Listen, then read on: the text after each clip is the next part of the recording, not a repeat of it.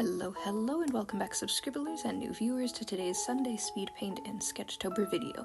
Now this would be a normal sketchbook tour type of video, but I have done the Sketchtober in such a way that I'm actually going to be sharing a story by combining all of the prompts. Now there's one tiny problem. Although I had gotten all of the thumbnails for all 31 days, I ended up actually only doing 5 total drawings but 7 prompts. The last prompt is 3 in 1. And also, I did not receive any submissions yet for Sketchtober, so the subscribers gallery will be blank, but there will still be time for the end of the month for the next 2 videos if anyone wants to tag me in it to submit any further drawings of any of these Sketchtober prompts that you've participated in yourselves. I always like to see what you guys come up with and create. Further context for this video, this is going to be in the world of Forsaken Immortality. It's me combining 2 of my favorite things into one, and why it didn't actually work how I intended. So there's 3 reasons. The first one is, although I have really wanted to actually have time to work on this story with a bunch of these characters, it's a fantasy setting with some very heavy-handed violence and other things. I'll get into content warning before I actually start the story, but it also has characters that are now a solo project. This was once characters that were combined as a project with an ex-friend of mine, where we had a big universe with tons of characters, and they weren't just humans, they were mythological creatures, hybrids, you name it, and I wanted to keep that theme, but change up everything. I hit a big old reset button, and it was very difficult for me to find time to work on this with the other projects that had taken higher priority. So I thought, what better way than to combine it with the challenge of Sketchtober, taking each prompt to be a sort of section of it instead of having to do an entire comic or animatic to keep the flow so you get the gist of the context, but lessens the workload for this monthly challenge.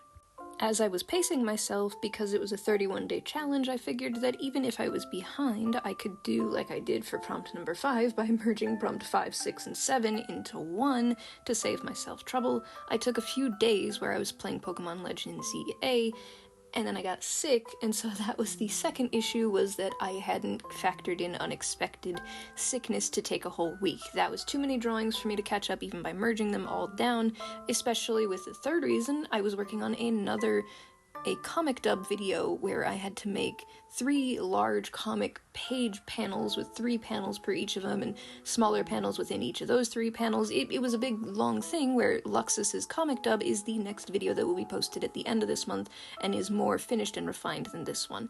In a way, I had taken more priority towards that project because I had voice collab from Chibi Joe once again to do Luxus's voice, and I also actually kind of wanted to do that project more because I had more of a positive connection to Luxus, even though ironically he's a demonic clown creature from night terrors that I've had repeatedly now. This would probably be either the 4th or 5th time that I've had a night terror of being stuck in an infinite mall with this creature showing up. It's a way of coping through art, and it's helped me actually quite a lot. Never realized how much enjoyment I would get out of making these projects, but the more positive connotations made me more inclined to work on it than the other one. Even though this story, Forsaken Immortality, is something that I once had great joys on working on it, there's still a bitter feeling with some of the past broken connections now that the characters are no longer part of a collab. So all of their history has been reset to ground zero. But I still would like to share the story that I have written, even if I don't have all of the drawing prompts all the way up to day 31, and hopefully one day I can refer people back to this video and vice versa for referring them forward to a bunch of finished illustrations. Firstly, before I actually start narrating the story from Fletcher's perspective, content warning. There will be violence, lightning strike, science experiments, being held captive, blood, and just in general fantasy settings with demons and other hybrid mythical human and animal creatures. If that is not something you're comfortable with, consider this like how most people do content warnings before Creepy Dross does.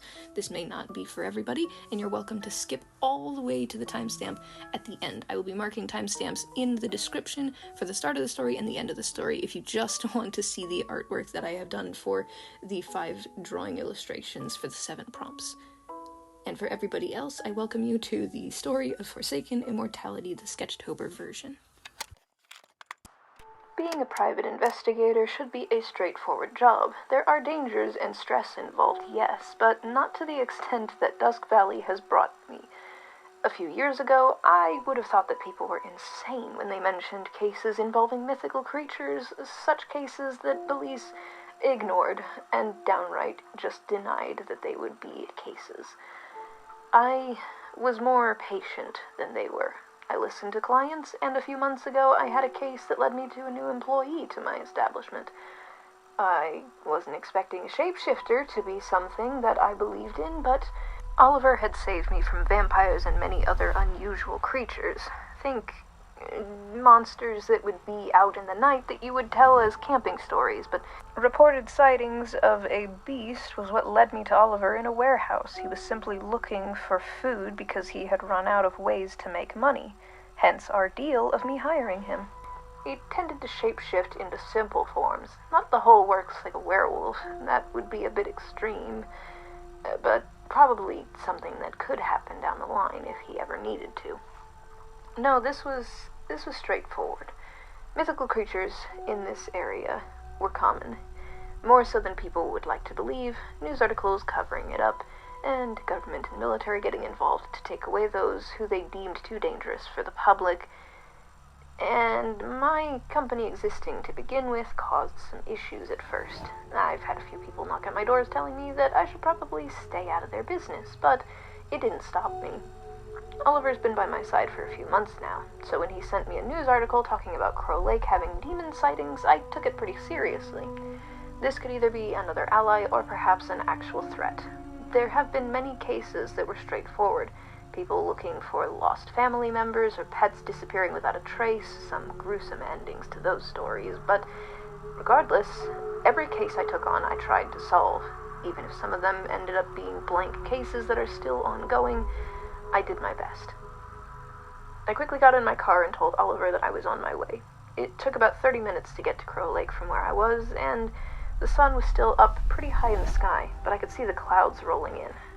If it was going to rain and there was anyone there, I'd imagine that they would probably either take shelter inside of the cabin, or if they were wandering the woods, I needed to be quick in my search inside in case they came back. Once I made my way down the hallway into the kitchen, I had immediately covered my nose. The stench made me want to throw up. I scanned the room and realized that there was green sludge all over, whether it was some mysterious chemical mixture, food that had spoiled after months, or it was something else I would figure out later, if I even wanted to. It didn't seem connected at all to demons, not something you'd typically see. This looked more like chemicals gone wrong, but as I glanced to the fridge, there was a note mentioning needing locks for the basement and to fix the hole in the wall. That raised some more red flags and suspicions as I investigated further down the hall, pressing my hand to where the fresh hole in the wall was, and realized that the paint was wet. Or at least, the walls were damp. It was disgusting. But before I could investigate further, seeing a bunch of vials tipped over in the bedroom, I felt a sharp blow to the back of my head. In a hazy daze, I had stumbled and collapsed to the floor. The last thing I could feel was my body being pulled backwards and propped up into a chair. A few seconds or minutes later, I quickly came to and jolted. I tried to tug forward, only to realize that my arms were tied behind my back in the chair with thick ropes, and a man, 6 foot tall, crouching, had brown, short hair and green eyes glaring at me. This wasn't going to go over well. I had muffled my words. I didn't realize it until I had tried to speak that I had cloth in my mouth. The man quickly addressed himself as Ryan. A bold move, all right. He mentioned that he was doing some investigating of his own. He worked for a private company and couldn't have outsiders meddling in on whatever this demon sighting was. He seemed arrogant. That was never a good sign. But, thankfully, due to my message to Oliver earlier, he had come to the rescue. In my blurry haze, I could see him, with one swift motion, swipe at Ryan's face. Except, instead of blood, his face seemed to turn into small particles. I genuinely thought I was seeing things and still out of it, but no. He had tiny cybernetics that pulled his face back together again. By the time Oliver had freed me, I had spit out the cloth and had drawn my flashlight to get a better look at the man. He didn't seem pleased, but after Oliver nearly swiped at him again, I had to hold him back. Hold on a minute. Okay. Ryan, was it? We're all here for the same reason. I think it's better if all 3 of us have cool and collected heads. 3 against possibly 1 is more reasonable than us all bickering and fighting with each other so that nobody can figure out what this demon case is. If there are victims involved, that's part of my case. I do private investigations for these reasons, and whatever you're after, we can find that too. Oliver managed to calm down, and Ryan reluctantly agreed. As we investigated the vials in the bedroom, we realized that what we were looking for might not be upstairs. Ryan explained that he hadn't had time to check the basement because it was locked and he was looking for a way in, and his nanobots couldn't worm their way through. He briefly explained as we walked down the stairs that he had worked on himself. He tested everything before he had any high-paying clients come in, and he explained the rules from start to finish with his technology and other legal rights for how this technology could work to help people, with the technologies of simple prosthetics having the added technology that could further enhance them so that there wouldn't be malfunctions, such as mechanical hands locking in place and causing issues. He wanted to be able to make it feel as real as skin, but with nanobots that could help. But for his case, the weaknesses that he had seemed to be very few, considering that he said that these nanobots could be submerged in water and no trouble. He could be zapped by minute lightning, no problem, and any attacks, such as Oliver swiping his claws at him, didn't result in blood. He wasn't invincible, that was for certain. He made that very clear, but he wouldn't elaborate. Once we reached the bottom of the steps, it was locked, like he said, so he was at least telling the truth, and we weren't walking into a trap. I could see the silhouette inside, and it made my blood run cold. The wings and the horns up close, even through the blurry glass, was still unsettling. I noticed that there was an axe and some stray firewood at the bottom of the steps. I quickly picked it up and took a few hits to it until the lock and chains broke. However, a loud boom had caught me off guard. Now being face to face with the alleged demon, I realized that this was a 6'5" man who looked older than he should, but his eyes looked young. It was terrifying. His black and white long hair slicked back, and pale gray-blue eyes looked haunting. Upon as much close inspection as I could, taking in as much information, I realized that he looked like he had been experimenting on himself. There was no way that this was natural, and he certainly didn't look like how Oliver did. This was no shape-shifting. Those were permanent fixtures of horns and wings attached to his body. That was all that I had time to take in before I realized that I was knocked over, and his target was Oliver. I had scrambled to my feet to try and grab his leg, but I was too late. He had grasped his claws into Oliver's shoulders and pulled him off the ground and had flown as fast as he could towards the window.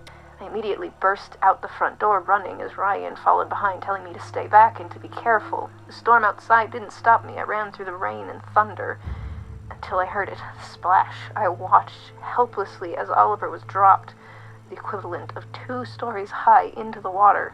I didn't care. I jumped in after him, swimming down until I could find him, leaving Ryan to deal with this mysterious demon man. When I came to and rested him upon the grass on the shore, I immediately performed CPR. He had coughed up and spat up water, telling me that he was fine through his wheezing and coughing, and to go after him, and I said, "Shut up." I wrapped my arms tightly around him after the near-death experience, and shock wore off. I had shaken myself back to reality, realizing that it was true. There was more to be done, but then I remembered something. That basement, I only got a good look at it for a few seconds, but if this man with these wings was willing to push me aside and throw Oliver into the lake, he was trying to kill us. He was trying to hide evidence. There had to be more in that basement. I went with my gut instinct on this one, and I told Oliver to stay put for a second as I rushed over to Ryan, but quickly jumped back as I saw a bolt of lightning hit this man. His wings collapsed and he crashed into the ground and grass. I screamed at Ryan, "Are you insane? We need that man alive." Ryan held out his arm to hold me back, and he said that hardly did anything. I was baffled and shook my head, about to scream at him, until I realized that he was right. To my horror, this 6'5" tall man stood up and shook it off like it was nothing. Among all of the chaos, the most that I could make out was the conversation between Ryan and this man was his name, Vlad. He was shouting this information as though he knew he would kill us, so he wanted us to take this information with us to our graves. It was horrifying to think that this man thought that he could kill 3 people, especially when 2 of us weren't fully human. Only I was human, and that made me the biggest target out of the three. So I quickly stood behind Oliver, and I had told him we need to get back to that basement and find answers. I need to leave Ryan in charge of this. Oliver was skeptical, and he said, how can we trust him? And I said, look at him, he is striking this man with lightning, and it's not doing anything. We don't have much of a choice. Out of all of us, he's the only one who seems to be able to withstand this amount of damage. Oliver nodded, knowing it was for the best to keep us all alive. I quickly shouted for Ryan's attention. I need you to keep Vlad as contained as you can. Keep him away from the cabin, but don't let him escape. We're going to find out what he's hiding down there and get this situation under control for all of our sakes. Ryan just laughed. He seemed to be enjoying this test of his nanobot experiments, and he was happy to help us in this particular moment. Once we had reached the bottom of the basement steps, we both took out our phones and put the flashlights on full brightness to scan every inch of the basement. There was scientific equipment, animal parts and test tubes, vials, blood splatters everywhere, and makeshift hospital equipment, empty food containers, and, worst of all, what looked like 2 human-sized cages. The first one was empty. The second one seemed to have a man with porcupine spikes jutting out of his back. He looked like he was in a very weak condition. By the time that Oliver had reached the cage, I heard a woman's voice shouting, "Stop it! Stay away from him! Don't touch him!" I turned to see a 5'4" woman with sandy blonde hair clawing at my arms. I looked to see her watery brown eyes and had to raise my arms quickly above my head. Easy, we're not here to hurt. We're private investigators. My name is Fletcher, and this is Oliver. We're stopping Vlad from any further harm to either of you and anyone else who might be here. Can you start simply with your names, and we can go from there? This managed to calm her down enough that, past the hiccuping sobs, she explained her name was Talia, and that was her best friend Caleb in the cage. She, once she saw Vlad burst out through the door, took it as an opportunity to escape. She managed to get her cage open, but not Caleb's. She was worried that she would have to abandon him and go get some help, but she was scared because who would want to help someone who looked like an unusual hybrid? She was worried about being taken for further research. I couldn't imagine these two being taken for what she explained was 2 years to undergo all of this and still be of some sane mind. I knew that they were going to need some help, but taking them back to their families in this condition was going to require an extreme amount of support and therapy on all sides. If they weren't welcome back to their family, they could only rely on each other, which was another separate difficult conversation that we didn't have time for. After grabbing Talia and Caleb, we had hauled them upstairs, carefully checking outside to see that, thankfully, Ryan had managed to hold Vlad down using his nanobot technologies to tightly wrap around his wings.